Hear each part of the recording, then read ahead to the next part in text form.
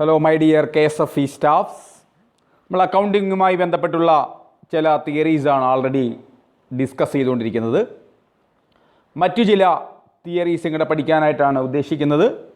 അതിനുശേഷം ഇതിൻ്റെ പ്രോബ്ലം ഭാഗത്തേക്ക് നമുക്ക് പോകാം. എന്താണ് ഗ്യാപ്പ് നോട്ട് എഴുതി തയ്യാറാക്കിയിട്ട് വേണം ഈ ഓഡിയോ ക്ലാസ് ശ്രദ്ധിക്കാൻ. ഗ്യാപ്പ് എന്ന് പറഞ്ഞാൽ ജനറലി അക്സെപ്റ്റഡ് അക്കൗണ്ടിങ് പ്രിൻസിപ്പിൾസ്, പൊതുവായിട്ട് സ്വീകാര്യമായ അക്കൗണ്ടിങ് പ്രിൻസിപ്പിൾസിനെയാണ് ഗ്യാപ്പ് എന്ന് പറയുന്നത്. അതായത് ജനറലി അക്സെപ്റ്റഡ് അക്കൗണ്ടിങ് പ്രിൻസിപ്പിൾസ്. എന്താണ് ഗ്യാപ്പ് എന്ന് പറയുന്നത്? പൊതുവായ സ്വീകാര്യമായ അക്കൗണ്ടിങ്ങിൻ്റെ തത്വങ്ങളെയാണ് ഗ്യാപ്പ് എന്ന് പറയുന്നത്. In order to ensure uniformity in accounting procedures and methods, അതായത് അക്കൗണ്ടിങ് പ്രൊസീജിയേഴ്സിലും മെത്തേഡ്സിലും യൂണിഫോമിറ്റി ഉറപ്പുവരുത്തുന്നതിന് വേണ്ടിയിട്ടാണ് എന്താണ് certain common accounting principles are accepted by accountants all over the world. That is known as the GAAP. GAAP means എന്താണ്? Generally accepted accounting principles. ഇനി പൊതുവായ accounting പ്രിൻസിപ്പിൾസിനെ നമുക്ക് 4 divisions ആയിട്ട് തരംതിരിക്കാം. Accounting assumptions, accounting principles, modifying principles, accounting standards. ഇതുമായി ബന്ധപ്പെട്ടൊക്കെ ഒട്ടേറെ objective questions ഉണ്ടാകും. ഈ ചാപ്റ്ററുമായി ഒക്കെ ബന്ധപ്പെട്ടുള്ള ഒബ്ജക്റ്റീവ് ടൈപ്പ് ക്വസ്റ്റ്യൻസ് ഞാൻ പിന്നീട് എക്സ്പ്ലെയിൻ ചെയ്യുന്നതായിരിക്കും. ഇതിൻ്റെ കാര്യങ്ങൾ മനസ്സിലാക്കാനായി ശ്രമിക്കുക. അക്കൗണ്ടിങ് അസംഷൻസ് ആണ് നമ്മൾ ആദ്യം പഠിക്കാനായി ശ്രമിക്കുന്നത്. Accounting assumptions or concepts. അക്കൗണ്ടിങ്ങിൻ്റെ പ്രോബ്ലം ചെയ്യുമ്പോഴൊക്കെ വേണ്ടുന്ന കാര്യങ്ങളാണ്. അക്കൗണ്ടിങ്ങിൻ്റെ പ്രധാനപ്പെട്ട ആശയങ്ങൾ എന്തെല്ലാം, അല്ലെങ്കിൽ അക്കൗണ്ടിങ്ങിൻ്റെ പ്രധാനപ്പെട്ട സങ്കല്പങ്ങൾ എന്തെല്ലാം, അല്ലെങ്കിൽ അക്കൗണ്ടിങ്ങിൻ്റെ പൊതുവായ ചിന്താഗതികൾ എന്തെല്ലാം. ആദ്യം നമ്മൾ പഠിക്കാൻ പോകുന്നത് accounting assumptions or concepts of accounting or assumptions of accounting. ഒന്നാമത്തെ പോയിന്റ് അക്കൗണ്ടിങ് എൻറ്റിറ്റി കോൺസെപ്റ്റ് അല്ലെങ്കിൽ ബിസിനസ് എൻറ്റിറ്റി കോൺസെപ്റ്റ്. മറ്റൊരു പേര് സെപ്പറേറ്റ് എൻറ്റിറ്റി കോൺസെപ്റ്റ്. നമുക്ക് കണക്കൊക്കെ ചെയ്യുമ്പോൾ വളരെ പ്രധാനപ്പെട്ട ഒരു കോൺസെപ്റ്റാണ്. ഇതിന് കോൺസെപ്റ്റ് എന്നോ പ്രിൻസിപ്പിൾസ് എന്നോ അസംഷൻ എന്നോ എന്ത് വേണമെങ്കിലും പറയാം. ഒന്നാമത്തെ പ്രിൻസിപ്പിൾ അല്ലെങ്കിൽ ഒന്നാമത്തെ കോൺസെപ്റ്റ് അല്ലെങ്കിൽ ഒന്നാമത്തെ അസംഷൻ എന്ന് പറയുന്നത് അക്കൗണ്ടിങ് എൻറ്റിറ്റി കോൺസെപ്റ്റ് അല്ലെങ്കിൽ business entity concept. Other name separate entity concept. ഈ കോൺസെപ്റ്റിൻ്റെ പ്രത്യേകത, these concepts assumes that the entity of business different from its owners. അതായത് ബിസിനസ്സിൻ്റെ മുതലാളിയും ഒന്നല്ല, രണ്ടാണ്. ഇതാണ് അക്കൗണ്ടിങ് എൻറ്റിറ്റി കോൺസെപ്റ്റ് അല്ലെങ്കിൽ ബിസിനസ് എൻറ്റിറ്റി കോൺസെപ്റ്റ് പറയുന്നത്. ഈ ആശയത്തിൻ്റെ പ്രത്യേകത എന്ന് പറയുന്നത് ബിസിനസ്സും ബിസിനസ്സിൻ്റെ മുതലാളിയും ഒന്നല്ല, പിന്നെന്താണ്? രണ്ടാണ്. That means the entity of ബിസിനസ്സിൻ്റെ നിലനിൽപ്പെന്ന് പറയുന്നത് ഡിഫറൻറ്റ് ഫ്രം ഇറ്റ്സ് ഓണേഴ്സ്. അതായത് ബിസിനസ്സിൻ്റെ മുതലാളിയിൽ നിന്നും വ്യത്യസ്തമാണ് ബിസിനസ്സിൻ്റെ നിലനിൽപ്പ്. ഇതാണ് ഒന്നാമത്തെ concept.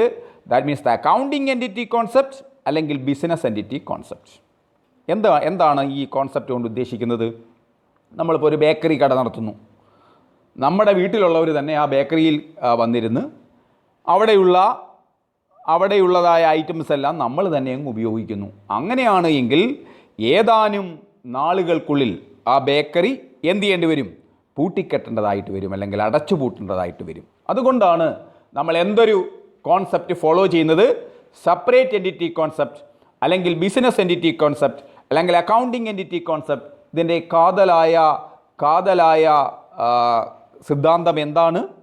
As per this concept the business and the business man is different.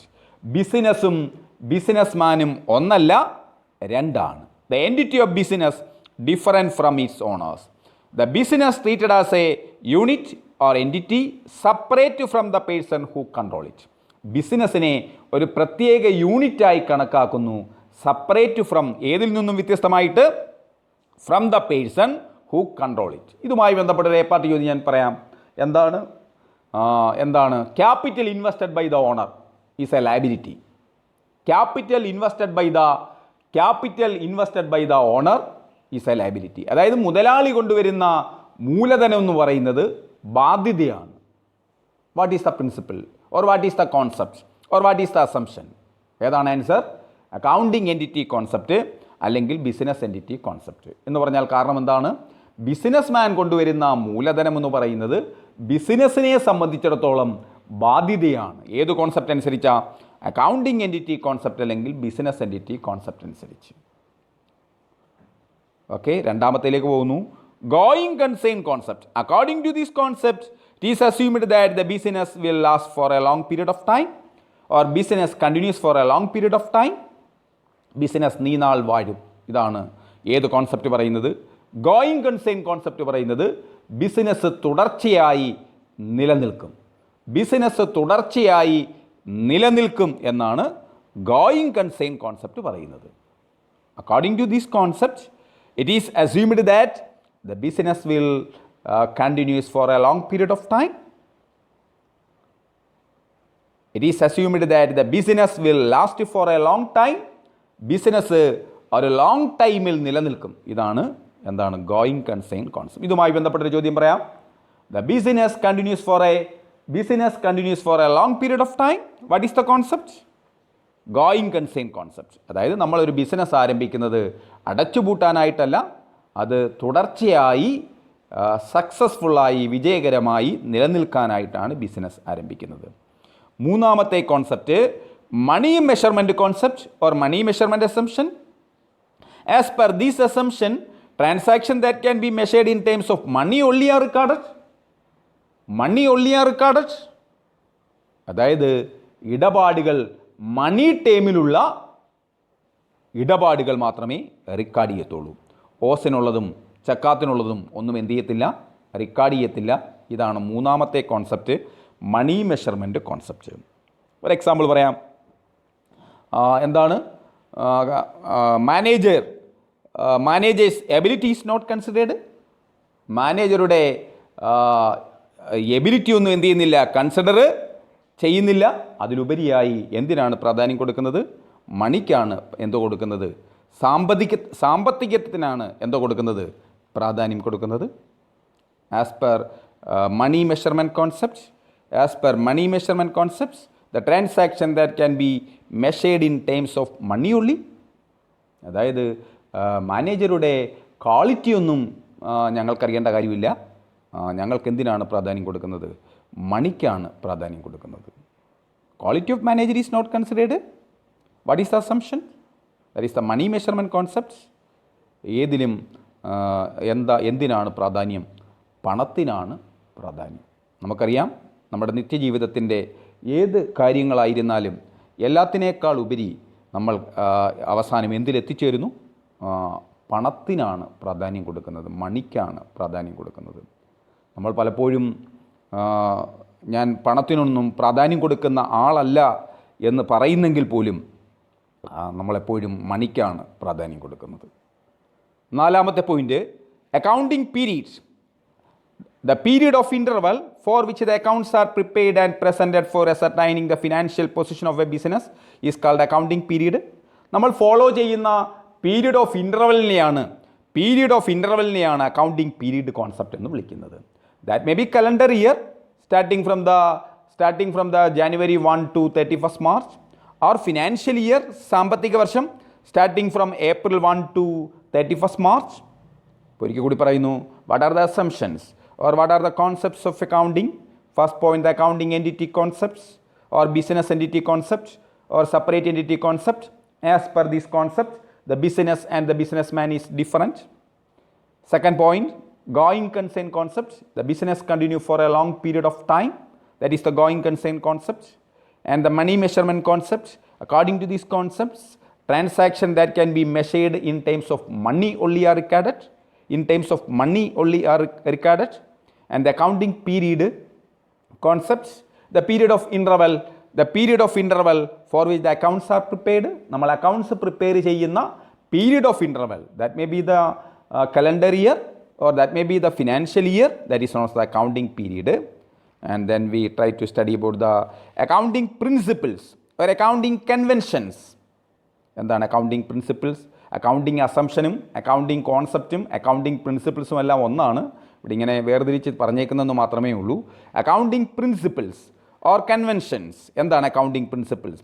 First one, the revenue realisation principle. Revenue realisation principle.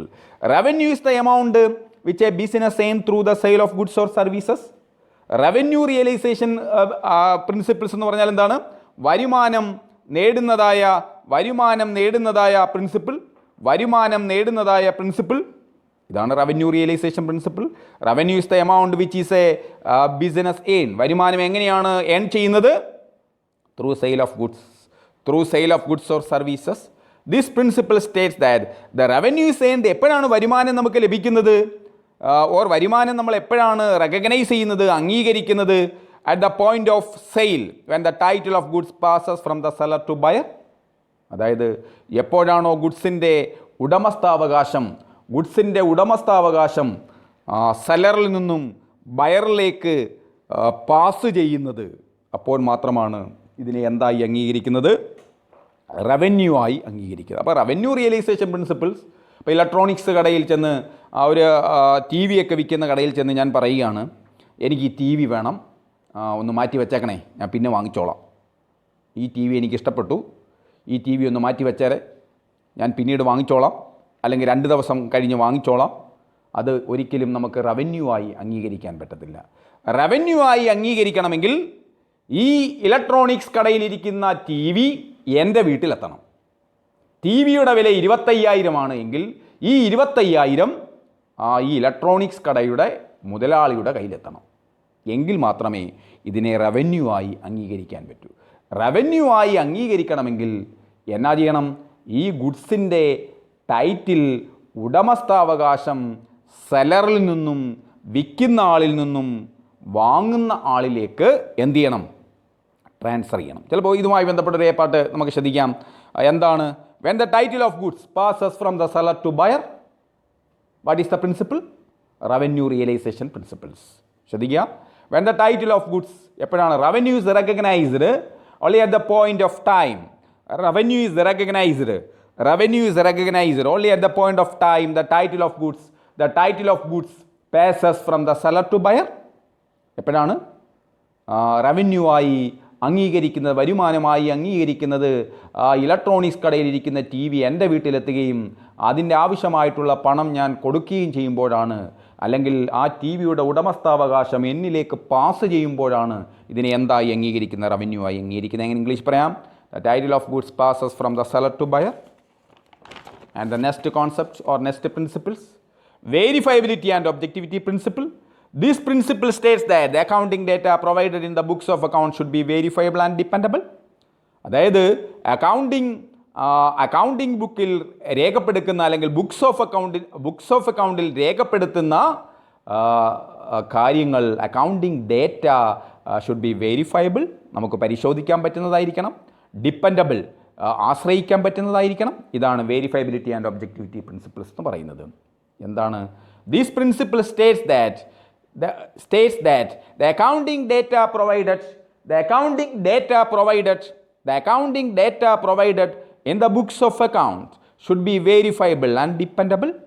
അതായത് നമ്മൾ ബുക്സ് ഓഫ് അക്കൗണ്ടിൽ പറയുന്ന അക്കൗണ്ടിങ് ഡേറ്റ വെരിഫയബിൾ, നമുക്ക് പരിശോധിക്കാൻ പറ്റുന്നതായിരിക്കണം, ആശ്രയിക്കാൻ പറ്റുന്നതായിരിക്കണം. That means it should be supportive evidence such as bill or a voucher. That are the examples of എന്താണ്? supportive evidence which constitute the source documents. For example, bills and vouchers, ഇതാണ് എന്താണ് source document എന്ന് പറയുന്നത്. That document supported the transactions and that means it should be verifiable and dependable. ഇത് പരിശോധിക്കാൻ പറ്റുന്നതായിരിക്കണം, ആശ്രയിക്കാൻ പറ്റുന്നതായിരിക്കണം. മനസ്സിലാവുന്നുണ്ടോ നിങ്ങൾക്ക്? വെരിഫയബിലിറ്റി ആൻഡ് ഒബ്ജക്റ്റിവിറ്റി പ്രിൻസിപ്പിൾ എന്ന് പറഞ്ഞാൽ എന്താണ്? അക്കൗണ്ടിങ് ഡേറ്റ, ഒറ്റ വാചകത്തിൽ പറഞ്ഞാൽ എത്രയേ ഉള്ളൂ, അക്കൗണ്ടിങ് ഡേറ്റ നമുക്ക് പരിശോധിക്കാൻ പറ്റുന്നതായിരിക്കണം, നമുക്ക് ആശ്രയിക്കാൻ പറ്റുന്നതായിരിക്കണം. എന്ന് പറഞ്ഞാൽ ഓരോ ട്രാൻസാക്ഷനും മതിയായ സപ്പോർട്ടീവായിട്ടുള്ള എവിഡൻസ് ഉണ്ടായിരിക്കണം. ആ എവിഡൻസിനെയാണ്, ആ തെളിവിനെയാണ് നമ്മൾ സോഴ്സ് ഡോക്യുമെൻ്റ് എന്ന് പറയുന്നത്. സോഴ്സ് ഡോക്യുമെൻറ്റിൻ്റെ എക്സാമ്പിൾ എന്തൊക്കെയാണ്? ബില്ല്, വൗച്ചർ, ഇതെല്ലാം എന്താണ്? സപ്പോർട്ടീവ് എവിഡൻസ് ആണ്, സോഴ്സ് ഡോക്യുമെൻറ്റിൻ്റെ എക്സാമ്പിളാണ്. അടുത്ത matching principles. This principle states that the expenses incurred should be matched or compared with the revenue generated during the accounting periods. നമുക്കെല്ലാവർക്കും ഇഷ്ടപ്പെട്ട ഒരു പ്രിൻസിപ്പിളാണ്. എന്തൊരു പ്രിൻസിപ്പിൾ? Matching principles.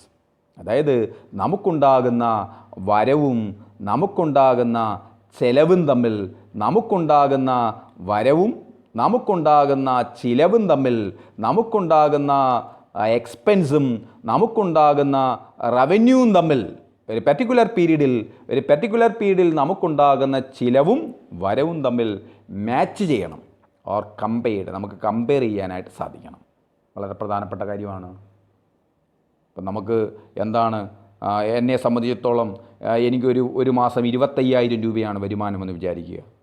25,000 രൂപ വരുമാനമുള്ള ഞാൻ 2 കോടി രൂപയുടെ ഒരു കാറെടുത്തു, അല്ലെങ്കിൽ 1 കോടി രൂപയുടെ ഒരു കാറെടുത്തു. അവിടെ എന്ത് സംഭവിക്കുന്നില്ല? മാച്ചിങ് പ്രിൻസിപ്പിൾ ഫോളോ ചെയ്യുന്നില്ല. എന്ന് പറഞ്ഞാൽ എൻ്റെ ചിലവും വരവും തമ്മിൽ എന്ത് ചെയ്യുന്നില്ല? കമ്പയർ ചെയ്യുവാനായിട്ട് അല്ലെങ്കിൽ മാച്ച് ചെയ്യാനായിട്ട് പറ്റുന്നില്ല. അല്ലെങ്കിൽ 25,000 രൂപ വരുമാനമുള്ള ഞാൻ, എൻ്റെ അയലത്തുകാരൻ ഒരു 2 നില അതിമനോഹരമായ ഒരു വീട് വെച്ചു.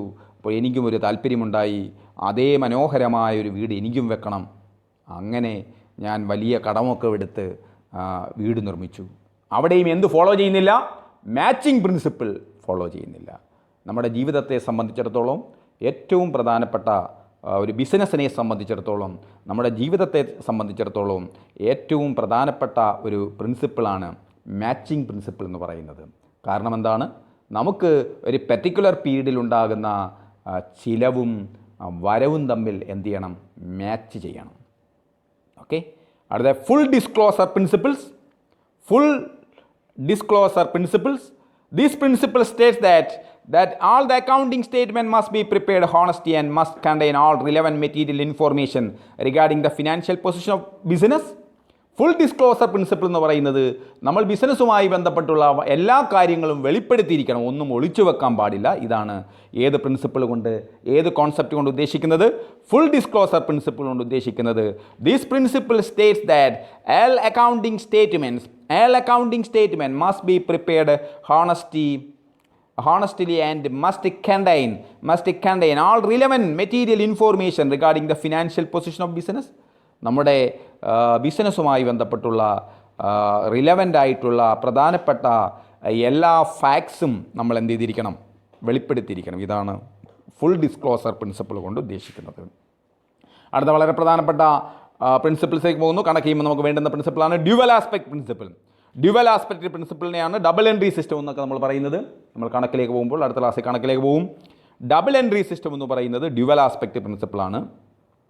This is the basic principle of accounting. അക്കൗണ്ടിങ്ങിൻ്റെ അതിപ്രധാനമായിട്ടുള്ള ബേസിക് പ്രിൻസിപ്പിളാണ് dual aspect principle. According to this concepts every transaction has two aspects.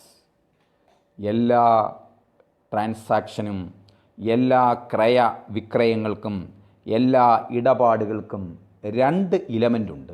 ഇതാണ് ഡബിൾ എൻട്രി സിസ്റ്റം അല്ലെങ്കിൽ ഡ്യുവൽ ആസ്പെക്ട് പ്രിൻസിപ്പിൾ പറയുന്നത്.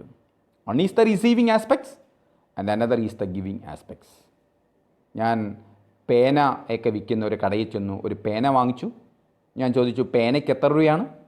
10 രൂപയാണെന്ന് പറഞ്ഞു. ഞാൻ 10 രൂപ കൊടുത്തു, പേന വാങ്ങിച്ചു. എന്താണ് എന്നെ സംബന്ധിച്ചിടത്തോളം റിസീവിങ് ആസ്പെക്ട്സ്? എന്താണ്? പെൻ ആണ്. എന്താണ് എന്നെ സംബന്ധിച്ചിടത്തോളം ഗിവിങ് ആസ്പെക്ട്സ്? എന്താണ്? 10 രൂപയാണ്. ഇനി പേന വിൽക്കുന്ന കടക്കാരനെ സംബന്ധിച്ചിടത്തോളം റിസീവിങ് ആസ്പെക്റ്റ് എന്താണ്? പെൻ ആണ്. എന്താണ് പേന വിൽക്കുന്ന കടക്കാരനെ സംബന്ധിച്ചിടത്തോളം റിസീവിങ് ആസ്പെക്റ്റ് എന്താണ്? ക്യാഷ് 10 രൂപയാണ്. ഗിവിങ് ആസ്പെക്റ്റ് എന്താണ്? ഗിവിങ് ആസ്പെക്റ്റ് എന്താണ്? പെൻ ആണ്. അപ്പോൾ ഒരിക്കൽ കൂടി, ഞാൻ പേന വിൽക്കുന്ന ഒരു കടയിൽ ചെന്നൊരു പേന വാങ്ങിച്ചു. പേനയ്ക്ക് 10 രൂപയായിരുന്നു. അവിടെ 2 ആസ്പെക്ട്സ് ആണുള്ളത്. ഒന്ന് പെന്നും ഒന്ന് ക്യാഷും. One is the receiving aspects and another is the giving aspects. ഒന്ന് റിസീവിങ് ഇലമെൻ്റ് ആണ്, ഒന്ന് ഗിവിങ് ഇലമെൻ്റ് ആണ്. എന്നെ സംബന്ധിച്ചിടത്തോളം റിസീവിങ് ഇലമെൻ്റ് എന്താണ്? പെൻ. ഗിവിങ് ഇലമെൻ്റ് എന്താണ്? 10 രൂപ അല്ലെങ്കിൽ ക്യാഷ് ആണ്. ഇനി കടക്കാരനെ സംബന്ധിച്ചിടത്തോളം റിസീവിങ് ആസ്പെക്ട്സ് ഏതാണ്? 10 രൂപ അല്ലെങ്കിൽ ക്യാഷ് ആണ്. ഏതാണ് ഗിവിങ് ആസ്പെക്റ്റ്? പെൻ. ഇതാണ് എന്തൊരു പ്രിൻസിപ്പിൾ പറയുന്നത്? ഡ്യുവൽ ആസ്പെക്ട് പ്രിൻസിപ്പിൾ അല്ലെങ്കിൽ ഡബിൾ എൻട്രി പ്രിൻസിപ്പിൾ എന്ന് പറയുന്നത്. ഇതിൻ്റെ പ്രത്യേകത എന്താണ്? അക്കോർഡിംഗ് ടു ദീസ് കോൺസെപ്റ്റ്സ്, കണക്ക് ചെയ്യുമ്പോൾ എപ്പോഴും വേണ്ടുന്ന സംഗതിയാണ്. അക്കോർഡിംഗ് ടു ദീസ് കോൺസെപ്റ്റ്സ്, ഈ കോൺസെപ്റ്റ് അനുസരിച്ച് എവരി ട്രാൻസാക്ഷൻ ഹാസ് 2 എലമെൻറ്റ്സ്. എല്ലാ ഇടപാടുകൾക്കും 2 ഇലമെൻ്റ് ഉണ്ട്, 2 aspects. That is the receiving aspects and the giving aspects, or the receiving element and the giving element. The receiving aspect is called debit aspects. Receiving aspectനെ എന്തെന്ന് വിളിക്കാം? Debit aspects എന്നും. ആ debit ഒക്കെ പിന്നീട് നമ്മൾ വിശദമായി പറയും. ഇപ്പം ജസ്റ്റ് ഓർത്തിരിക്കുക. ദ റിസീവിങ് ആസ്പെക്ട്സിനെ നമുക്ക് ഡെബിറ്റ് ആസ്പെക്ട്സ് എന്നും ഗിവിങ് ആസ്പെക്റ്റിനെ നമുക്ക് ക്രെഡിറ്റ് ആസ്പെക്റ്റ് എന്നും വിളിക്കാം. Okay, and that means the every debit there is a corresponding credit. Every action, ന്യൂട്ടൻ്റെ സിദ്ധാന്തം നമുക്ക് വേണമെങ്കിൽ ഇതിനകത്ത് കണക്ട് ചെയ്യാം. Every action there is an equal and opposite reaction. Every action there is an equal and opposite reaction എന്ന് പറഞ്ഞാൽ എന്താണ്? Every debit there is a corresponding credit. That means every transaction has 2 elements. One element should be debited and another element should be credited.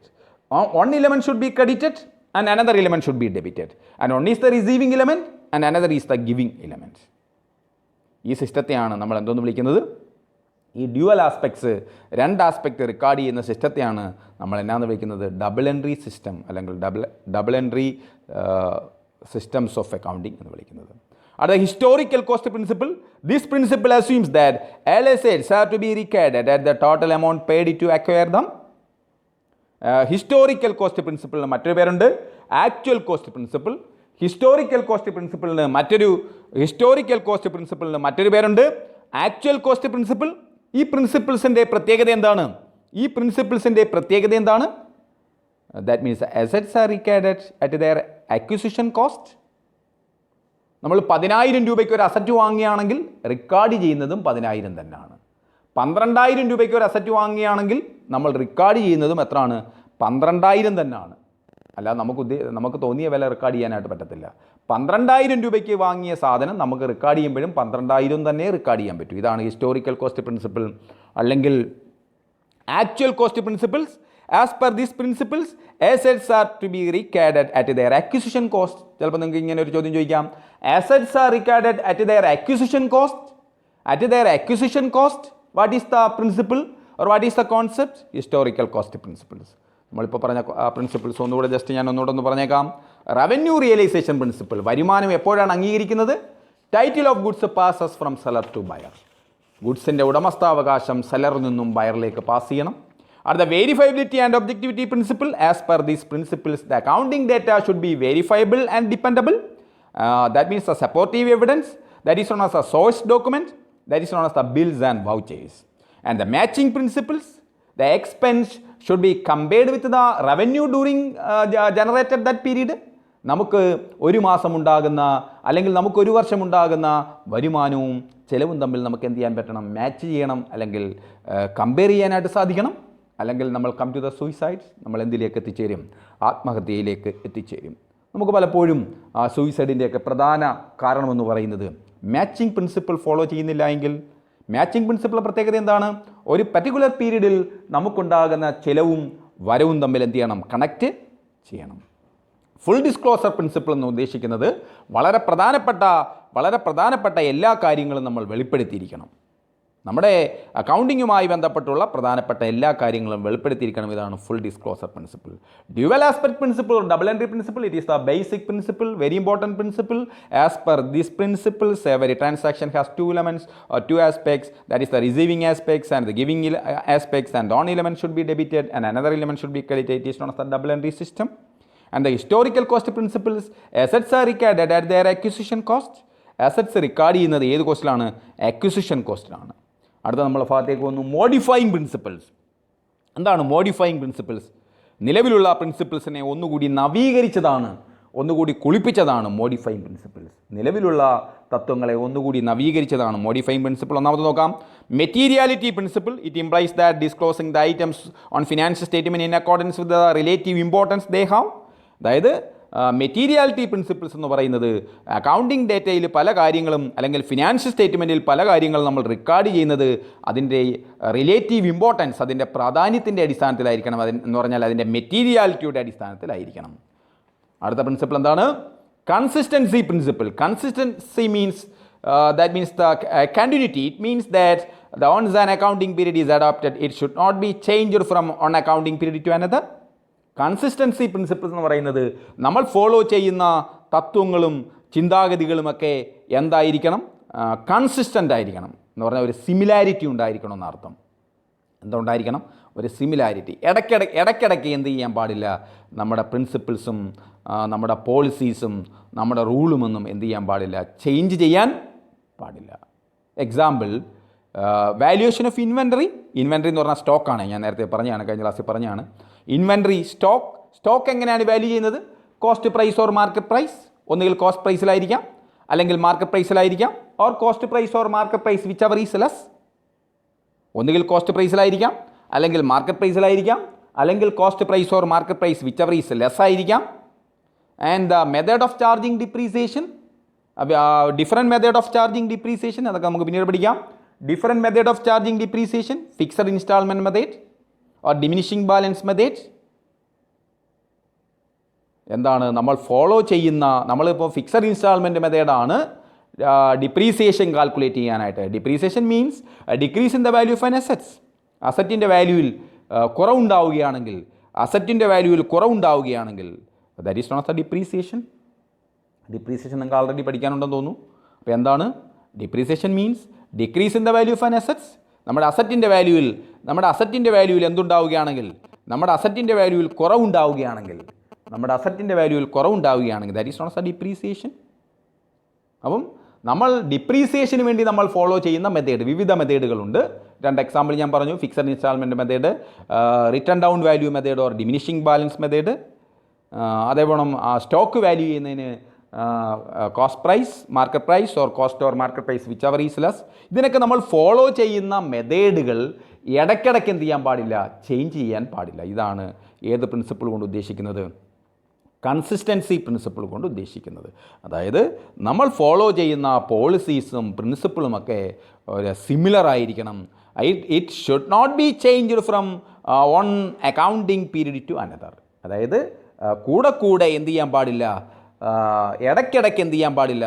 കൂടെ നമ്മൾ follow ചെയ്യുന്ന പോളിസീസും പ്രിൻസിപ്പിൾസും ഒന്നും കൂടെ ഇടയ്ക്കിടയ്ക്ക് എന്ത് ചെയ്യാൻ പാടില്ല? ചേഞ്ച് ചെയ്യാൻ പാടില്ല. എക്സാമ്പിൾ എന്തൊക്കെയാണ്? Method of valuation of inventory, method of charging depreciation. ഇതൊക്കെ സിമിലർ മെത്തേഡുകൾ നമ്മൾ ഉപയോഗിക്കണമെന്നാണ് ഈ പ്രിൻസിപ്പിൾ കൊണ്ട് ഉദ്ദേശിക്കുന്നത്. അടുത്ത prudence or conservatism principle. This principle states that the anticipated profits are not be considered but only possible losses while recording the business transactions. അതായത് prudence or conservatism പ്രിൻസിപ്പിളിൻ്റെ Malayalam എന്ന് പറയുന്നത് അഭിമാനകരമായ പ്രിൻസിപ്പിൾസ് എന്ന് പറയുന്നത് നമ്മൾ സാധ്യമായ നഷ്ടത്തിനാണ് പ്രാധാന്യം കൊടുക്കുന്നത്. ഏതിനേക്കാൾ? ആൻറ്റിസിപ്പേറ്റഡ് ആയിട്ടുള്ള പ്രോഫിറ്റിനേക്കാൾ. അപ്പം അഭിമാനകരമായ പ്രിൻസിപ്പിൾസിൻ്റെ പ്രത്യേകത, നമ്മൾ നമ്മുടെ കുറവുകൾക്ക് പ്രാധാന്യം കൊടുക്കുന്നു. ഏതിനേക്കാൾ? നേട്ടങ്ങളെക്കാൾ. That means anticipated profits are not considered. നമ്മൾ പ്രതീക്ഷിക്കുന്ന ലാഭം നമ്മൾ എന്ത് ചെയ്യത്തില്ല? റെക്കോർഡ് ചെയ്യത്തില്ല. എന്നാൽ പ്രതീക്ഷിക്കുന്ന നഷ്ടം എന്ത് ചെയ്യും? റെക്കോർഡ് ചെയ്യും. എന്ന് പറഞ്ഞാൽ ഈ പ്രിൻസിപ്പിൾ കൊണ്ട് ഉദ്ദേശിക്കുന്നത് ലാഭം നമുക്ക് കിട്ടിയെങ്കിൽ മാത്രമേ, അല്ലെങ്കിൽ നേട്ടം നമുക്ക് കിട്ടിയെങ്കിൽ മാത്രമേ എന്ത് ചെയ്യത്തുള്ളൂ, റെക്കോർഡ് ചെയ്യത്തുള്ളൂ. എന്ന് പറഞ്ഞാൽ സാധ്യമായ എല്ലാ നഷ്ടങ്ങൾക്കാണ് നമ്മൾ പ്രാധാന്യം കൊടുക്കുന്നത്. ഏതിനേക്കാൾ? ആൻറ്റിസിപ്പേറ്റഡ് പ്രോഫിറ്റിനേക്കാൾ പ്രാധാന്യം. ഇതാണ് അഭിമാനകരമായ പ്രിൻസിപ്പിൾ. അഭിമാനകരമായ പ്രിൻസിപ്പിൾസിൻ്റെ പ്രത്യേകത, നമ്മുടെ കുറവുകൾക്കാണ് നമ്മൾ പ്രാധാന്യം കൊടുക്കുന്നത്. ഏതിനേക്കാൾ? നമ്മുടെ നേട്ടങ്ങളെക്കാൾ കുറവുകൾക്കാണ് പ്രാധാന്യം കൊടുക്കുന്നത്. These principle states that anticipated profits are not considered. നമ്മൾ പ്രതീക്ഷിക്കുന്ന, അപ്പം നിങ്ങൾ വരിക ഈ പ്രോഫിറ്റ് പിന്നെ എപ്പോഴാണ് റെക്കോർഡ് ചെയ്യുന്നതെന്ന്, നമ്മൾ കിട്ടിയ പ്രോഫിറ്റേ എന്ത് ചെയ്യത്തുള്ളൂ, റെക്കോർഡ് ചെയ്യത്തുള്ളൂ. ആൻറ്റിസിപ്പേറ്റഡ് ആയിട്ടുള്ള പ്രോഫിറ്റ് എന്ത് ചെയ്യത്തില്ല, റെക്കോർഡ് ചെയ്യത്തില്ല. പക്ഷേ സാധ്യമായ എല്ലാ നഷ്ടങ്ങളും നമ്മൾ എന്ത് ചെയ്യും, റെക്കോർഡ് ചെയ്യും. ഒരിക്കൽ കൂടി, anticipated profits are not recorded, but only all possible losses are recorded while recording business transactions. This is the policy of playing safe. നമ്മൾ എന്തിന് പ്രാധാന്യം കൊടുക്കുന്നു? നമ്മുടെ സേഫിന് പ്രാധാന്യം കൊടുക്കുന്നു. പറഞ്ഞാൽ നഷ്ടങ്ങൾക്കാണ് നമ്മൾ പ്രാധാന്യം കൊടുക്കുന്നത്, ഇതിനേക്കാൾ നേട്ടങ്ങളെക്കാൾ. അതിൻ്റെ എക്സാമ്പിൾ ശ്രദ്ധിക്കണേ. Inventory is valued at cost price or market price whichever is lower. അതായത് സ്റ്റോക്ക് നമ്മൾ എപ്പോഴും വാല്യൂ ചെയ്യുന്നത് cost price or market price whichever is less. ഏതാണ് കുറവ്? ഇപ്പോൾ കോസ്റ്റ് പ്രൈസ് 50,000, മാർക്കറ്റ് പ്രൈസ് 40,000. അപ്പോൾ ഏതാ കുറവ്? മാർക്കറ്റ് പ്രൈസ് അല്ലയോ കുറവ്? അപ്പം നമ്മൾ എന്തോ വേണം, മാർക്കറ്റ് പ്രൈസ് റെക്കോർഡ് ചെയ്യണം. അപ്പം എപ്പോഴും ക്ലോസിംഗ് സ്റ്റോക്ക് അഭിമാനകരമായ പ്രിൻസിപ്പിളിൽ നമ്മൾ ക്ലോസിംഗ് സ്റ്റോക്ക് വാല്യൂ ചെയ്യുന്നത് കോസ്റ്റ് പ്രൈസ്, അതായത് ഇൻവെൻറ്ററി വാല്യൂ ചെയ്യുന്നത് cost price or market price whichever is less. Provision for doubtful debts. ചിലപ്പോൾ എക്സാമിന് ചോദിക്കാം പ്രൊവിഷൻ ഫോർ ഡൗട്ട്ഫുൾ ഡെപ്സ്, അതായത് കിട്ടാക്കടമുണ്ടാകും. ആ പ്രൊവിഷൻ ഫോർ ഡൗട്ട്ഫുൾ ഡെപ്സ് ഞാൻ പിന്നീട് വിശദീകരിക്കാം. ബാഡ് ഡെപ്സുമായി ബന്ധപ്പെട്ടുള്ളതാണ്. പ്രൊവിഷൻ ഫോർ ഡൗട്ട്ഫുൾ ഡെപ്സ്, നഷ്ടങ്ങൾ ഉണ്ടാകാം അല്ലെങ്കിൽ കിട്ടാക്കടം ഉണ്ടാകാം. ഈ കിട്ടാക്കടത്തെ നേരിടുന്നതിനായി നമ്മൾ പ്രൊവിഷൻ ക്രിയേറ്റ് ചെയ്യുന്നു. ഇതെല്ലാം അഭിമാനകരമായ പ്രിൻസിപ്പിളുമായി ബന്ധപ്പെട്ടുള്ളതാണ്. അപ്പോൾ provision for doubtful debts is maintained. What is the principle? What is the concepts? Prudence or conservatism principles? Or other questions? Inventory is valued at cost price or market price, whichever is less. What is the concept? Prudence or conservatism principles. അടുത്ത നാലാമത്തെ principle timeliness principle. This principle states that the accounting information should be made available on proper times. Otherwise it loses its decision making value. Information denied, അതായത് information താമസിച്ചു കഴിഞ്ഞാൽ information എന്താവും, നശിച്ചു പോകും. Time ലൈനസിനാണ് പ്രാധാന്യം. നിങ്ങളിപ്പോൾ അസിസ്റ്റൻറ്റ് മാനേജർ ടെസ്റ്റിന് നിങ്ങൾ ആ ടൈമിൽ പഠിക്കുന്നവർക്ക് മാത്രമാണ് നല്ല രീതിയിൽ പാസ്സാകുവാനായി സാധ്യമായി തീരുന്നത്. ടൈം ലൈനസ് പ്രിൻസിപ്പിളിൻ്റെ പ്രത്യേകത, information should be made available on proper time. ഇപ്പോൾ ഒരാൾക്ക് നമുക്ക് സുഖമില്ലാതെ വരുന്നു, വളരെ പെട്ടെന്ന് അയാളെ എന്ത് ചെയ്യണം, ഹോസ്പിറ്റലിൽ കൊണ്ടുപോയെങ്കിൽ മാത്രമേ അയാളുടെ ജീവൻ എന്ത് ചെയ്യാൻ പറ്റൂ, രക്ഷിക്കുവാനായിട്ട് പറ്റൂ. That is the timeliness principle. Information delayed, information denied. ഇനി ഒരാൾക്ക് സുഖമില്ല എന്നുള്ള ഇൻഫോർമേഷൻ ഡിലൈഡ് ആയാൽ ഒരുപക്ഷേ അദ്ദേഹത്തിന് എന്ത് സംഭവിക്കാം, മരണം സംഭവിക്കാം. ഹോസ്പിറ്റലിൽ കൊണ്ടുപോകുന്നതിന് താമസം വരാം, അപ്പോൾ മരണം സംഭവിക്കാം. അങ്ങനെയാണെങ്കിൽ ആ ഇൻഫോർമേഷന് ഡിനൈഡായി, നശിച്ചുപോയി എന്ന് പറഞ്ഞാൽ ആ ഇൻഫോർമേഷന് യാതൊരു പ്രാധാന്യവും ഇല്ലാതായി എന്ന് പറഞ്ഞാൽ യാതൊരു അർത്ഥവും ഇല്ലാതായി എന്ന് പറഞ്ഞാൽ ഇൻഫോർമേഷൻ താമസിക്കും തോറും ആ ഇൻഫോർമേഷൻ എന്ത് ചെയ്യും, ഡിനൈഡ്, നശിച്ചു പോകും. That is the timeliness principle. അടുത്ത സബ്സ്റ്റാൻസ് ഓവർ ലീഗാലിറ്റി. ചില സന്ദർഭത്തിലൊക്കെ നമ്മൾ സബ്സ്റ്റാൻസ്, യാഥാർത്ഥ്യത്തിന് പ്രാധാന്യം കൊടുക്കണം. ഏതിനേക്കാൾ? Economic reality and not merely their legal form. എപ്പോഴും നമ്മൾ ന്യായവും നീതിയും നിയമങ്ങളുമൊക്കെ പറഞ്ഞുകൊണ്ടിരിക്കാതെ, നമ്മുടെ എപ്പോഴും നിയമവും ന്യായവും നീതിയുമൊക്കെ പറഞ്ഞുകൊണ്ടിരിക്കാതെ ചില സന്ദർഭത്തിൽ നമ്മൾ ഈ നിയമത്തെക്കാൾ ഉപരി അല്ലെങ്കിൽ യാഥാർത്ഥ്യത്തെക്കാൾ ഉപരി എക്കണോമിക് റിയാലിറ്റിയേക്കാൾ ഉപരി സബ്സ്റ്റാൻസ് അല്ലെങ്കിൽ എക്സിസ്റ്റൻസിന് അല്ലെങ്കിൽ യാഥാർത്ഥ്യത്തിന് നമ്മൾ എന്തോ കൊടുക്കേണ്ടി വരും? പ്രാധാന്യം കൊടുക്കേണ്ടി വരും. എന്ന് പറഞ്ഞാൽ ചില സന്ദർഭത്തിൽ നിയമത്തെക്കാൾ ഉപരി നമ്മൾ യാഥാർത്ഥ്യത്തിന് പ്രാധാന്യം കൊടുക്കേണ്ടി വരും. ഇതാണ് substance over legality. These principles States that the transaction and financial events are accounted for and presented in accordance with their substance, that means the existence and economic reality. യാഥാർത്ഥ്യത്തിന് നമ്മൾ പ്രാധാന്യം കൊടുക്കണം. ഏതിനേക്കാൾ ഉപരി യാഥാർത്ഥ്യത്തിന് നമ്മൾ പ്രാധാന്യം കൊടുക്കണം. ഏതിനേക്കാൾ ഉപരി not merely their legal form. ഏതിനേക്കാൾ യാഥാർത്ഥ്യത്തിന് നമ്മൾ പ്രാധാന്യം കൊടുക്കണം. ഏതിനേക്കാൾ ഉപരി? നിയമത്തേക്കാൾ ഉപരി. അടുത്ത പ്രാക്ടീസ് ഇൻ ഇൻഡസ്ട്രീസ്. ചില സ്പെഷ്യൽ ബിസിനസ് കൺസേണുകൾ എന്തോ ഫോളോ ചെയ്യാൻ പറ്റത്തില്ല. ജനറലി അക്സെപ്റ്റഡ് ഗ്യാപ്പ് ഒന്നും അവർക്ക് ഫോളോ ചെയ്യാൻ പറ്റത്തില്ല. ജനറലി അക്സെപ്റ്റഡ് അക്കൗണ്ടിങ് പ്രിൻസിപ്പിൾസ് ഒന്നും ഫോളോ ചെയ്യാൻ പറ്റത്തില്ല. ഉദാഹരണമായി എന്താണ്? ബാങ്കിങ് കമ്പനി പ്രവർത്തിക്കുന്നത് ബാങ്കിങ് റെഗുലേഷൻ ആക്ട് അനുസരിച്ചാണ്. ഇൻഷുറൻസ് കമ്പനി പ്രവർത്തിക്കുന്നത് ഇൻഷുറൻസ് ആക്ട് അനുസരിച്ചാണ്. Not follow the gap. അപ്പോൾ ചില ഇൻഡസ്ട്രീസിൻ്റെ പ്രത്യേകത കൊണ്ട് അവർക്ക് എന്ത് ഫോളോ ചെയ്യാൻ പറ്റത്തില്ല? ഗ്യാപ്പ് ഒന്നും ഫോളോ ചെയ്യാനായിട്ട് പറ്റത്തില്ല. ഏതൊക്കെയാണ്? Modifying principle. ഏതൊക്കെയാണ്? മെറ്റീരിയാലിറ്റി പ്രിൻസിപ്പിൾസ്, കൺസിസ്റ്റൻസി പ്രിൻസിപ്പിൾസ് എന്ന് പറഞ്ഞാൽ എന്താണ്? നമ്മൾ ഫോളോ ചെയ്യുന്ന പ്രിൻസിപ്പിൾസും റൂൾസും ഒക്കെ സിമിലർ ആയിരിക്കണം. പ്രൂഡൻസ് ഓർ കൺസർവേറ്റിസം പ്രിൻസിപ്പിൾസ് എന്ന് പറഞ്ഞാൽ എന്താണ്? അഭിമാനകരമായ പ്രിൻസിപ്പിൾ, സാധ്യമായ നഷ്ടത്തിന് നമ്മൾ പ്രാധാന്യം കൊടുക്കും ഏതിനേക്കാൾ? നമ്മൾ പ്രതീക്ഷിക്കുന്ന ലാഭത്തേക്കാൾ. ടൈം ലൈനസ് പ്രിൻസിപ്പിൾസ് എന്ന് പറയുന്നത് information should be made available on proper time. അതുമായി ബന്ധപ്പെട്ടൊരു ഇൻഫോർമേഷൻ ഡിനൈഡ്. ചില സന്ദർഭത്തിൽ നമ്മൾ യാഥാർത്ഥ്യത്തിന് നിയമത്തേക്കാൾ പ്രാധാന്യം കൊടുക്കേണ്ടി വരും. Substance over legality. ചില industries generally accepted accounting principles ഒന്നും ഫോളോ ചെയ്യുന്നില്ല. ഉദാഹരണമായി ബാങ്കിങ് കമ്പനി ഫോളോ ചെയ്യുന്നത് ബാങ്കിങ് റെഗുലേഷൻ ആക്ട് പ്രകാരമാണ്. ഇൻഷുറൻസ് കമ്പനി ഫോളോ ചെയ്യുന്നത് ഇൻഷുറൻസ് ആക്ടാണ്. അടുത്ത സിസ്റ്റംസ് ഓഫ് അക്കൗണ്ടിങ്ങിലേക്ക് പോകുന്നു. അതോടെ ശ്രദ്ധിക്കുക. Systems of accounting, double entry system ഞാൻ ആൾറെഡി പറഞ്ഞു കഴിഞ്ഞു, അതിന് പറയാനായിട്ട് ഉദ്ദേശിക്കുന്നില്ല. സിംഗിൾ എൻട്രി സിസ്റ്റത്തിൻ്റെ പ്രത്യേകത, അവിടെ ട്രാൻസാക്ഷൻ്റെ ഒരു ഇലമെൻറ്റ് മാത്രമേ റെക്കോർഡ് ചെയ്യുന്നുള്ളൂ, 2 ഇലമെൻറ്റും റെക്കോർഡ് ചെയ്യുന്നില്ല. ഡബിൾ എൻട്രി സിസ്റ്റത്തിൻ്റെ പ്രത്യേകത, every transaction has 2 aspects and 2 aspects are recorded. Under single entry system, that is the on aspects are recorded. അപ്പോൾ സിംഗിൾ എൻട്രി സിസ്റ്റത്തിൻ്റെ കാതലായ ഇത് ഞാൻ പറഞ്ഞു, ഒരു ആസ്പെക്റ്റ് മാത്രമേ റെക്കോർഡ് ചെയ്യത്തുള്ളൂ. പക്ഷേ അതെന്ത് ചെയ്യുന്നില്ല? നമ്മൾ ഫോളോ ചെയ്യുന്നില്ല. എല്ലാവരും ഫോളോ ചെയ്യുന്നത് ഏത് പ്രിൻസിപ്പിളാണ്? ഡബിൾ എൻട്രി പ്രിൻസിപ്പിളാണ്. ദ ബേസിസ് ഓഫ് അക്കൗണ്ടിങ് ശ്രദ്ധിക്കുക.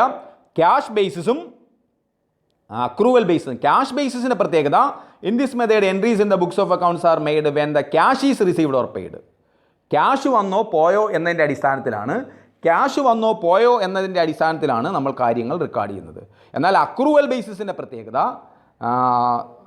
In this method cost and revenues are recognised in the period in which they are occur. എന്ന് പറഞ്ഞാൽ നമ്മൾ ഒരു കൊല്ലത്തെ അക്കൗണ്ടാണ് പ്രിപ്പയർ ചെയ്യുന്നതെങ്കിൽ നമ്മൾ ആ ഒരു കൊല്ലത്തെ കാര്യങ്ങളാണ് അക്രൂവൽ ബേസിസിൽ റെക്കോർഡ് ചെയ്യുന്നത്. എന്ന് പറഞ്ഞാൽ നമ്മൾ ഫോളോ ചെയ്യുന്നത് അക്രൂവൽ ബേസിസിലാണ്. നിങ്ങൾക്ക് ചിലർക്ക് ഒരു ഡൗട്ട് ഉണ്ടാവാം. അതിനൊരു എക്സാമ്പിൾ ഞാൻ പറയാം. ഇപ്പോൾ സാലറി നമ്മളിപ്പോൾ കലണ്ടർ ഇയറാ ഫോളോ ചെയ്തെന്ന് ഇരുന്നോട്ടെ. കലണ്ടർ ഇയറാ ഫോളോ ചെയ്യുന്നത്. ഡിസംബർ മാസത്തെ സാലറി കൊടുത്തില്ല. ശ്രദ്ധിക്കണേ, ഡിസംബർ മാസത്തെ സാലറി കൊടുത്തില്ല. നവംബർ വരെ സാലറി കൊടുത്തു. സാലറി 1000 രൂപയാന്ന് വെച്ചോ. അപ്പോൾ 11 × 1000 11 × 1000 11000 11 × 1000 11000 11 × 1000 11000 ഡിസംബർ മാസത്തെ കൊടുത്തില്ല. അക്രൂവൽ ബേസിസ് ആണ് എങ്കിൽ ഈ ഡിസംബർ മാസത്തെ കൂടെ ആഡ് ചെയ്തെഴുതണം. എന്ന് പറഞ്ഞാൽ നമുക്ക് വേണ്ടുന്നത് 11 മാസത്തെ സാലറി അല്ല, 12 മാസത്തെ സാലറിയാണ്. അപ്പോൾ ഈ ഡിസംബർ മാസത്തെ കൊടുത്തില്ലേലും അതും കൂടെ ആഡ് ചെയ്തെഴുതണം. ഇതാണ് അക്രൂവൽ ബേസിസ്. എന്നാൽ ക്യാഷ് ബേസിസ് ആണ് ഫോളോ ചെയ്യുന്നതെങ്കിൽ 11 മാസത്തെ സാലറി അല്ല കൊടുത്തോളൂ. അപ്പോൾ 11 × 1000 11000 എഴുതത്തുള്ളൂ. ഇനി നമ്മളൊരു കാര്യം കൂടെ ശ്രദ്ധിക്കണേ, നമ്മൾ ബിസിനസ് കൺസേൺ ആയിരുന്നാലും ഫിനാൻഷ്യൽ കൺസേൺ ആയിരുന്നാലും ഫോളോ ചെയ്യുന്നത് അക്രൂവൽ ബേസിസ് ആണ്. അതായത് ക്യാഷ് വന്നോ പോയോ എന്നുള്ളതിനല്ല പ്രാധാന്യം, അതിലുപരിയായി ആ പീരീഡിലെ എക്സ്പെൻസും ഇൻകംസ് ആണ് എഴുതുന്നത്. ക്യാഷ് വന്നോ പോയോ എന്നതിലുപരിയായി ആ പീരീഡിലെ എക്സ്പെൻസും ഇൻകംസ് ആണ് എഴുതുന്നത്. അപ്പോൾ ഒരിക്കൽ കൂടി ക്യാഷ് ബേസ് ഞാൻ ഒന്നുകൂടെ പറയാം. ക്യാഷ് ബേസിൽ നമ്മൾ ജാനുവരി ടു ഡിസംബർ ഫോളോ ചെയ്യുന്നിരുന്നോട്ടെ. നവംബർ മാസം വരെയുള്ള സാലറി കൊടുത്തോളൂ. ഡിസംബർ ആയി, അത് വേറെ കാര്യം. ഡിസംബർ മാസത്തെ കൊടുത്തില്ല. നവംബർ വരെ കൊടുത്തു. അപ്പോൾ എത്ര മാസം കൊടുത്തു? 11 മാസത്തെ സാലറി 1000 ആണെന്ന് വിചാരിക്കുക. അപ്പോൾ 11 ഇൻറ്റു 1000 11,000 ഏത് ബേസിലാണ്? ക്യാഷ് ബേസിൽ.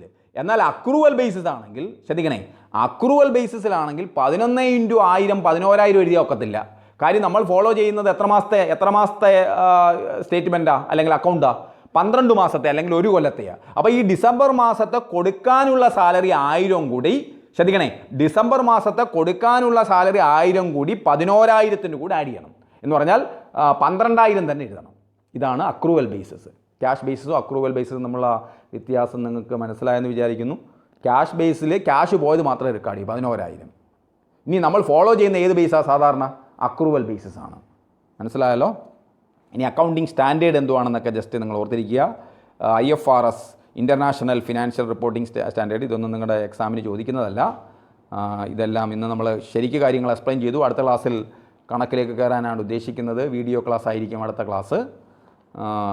ഈ കാര്യങ്ങളെല്ലാം മനസ്സിലാക്കിയിട്ട് വേണം പഠിക്കാൻ. അടുത്ത ക്ലാസ് നമുക്ക് റൂളൊക്കെ പറഞ്ഞ് ജേണൽ എൻട്രിയിലേക്ക് കയറാനായിട്ട് ഉദ്ദേശിക്കുന്നത്.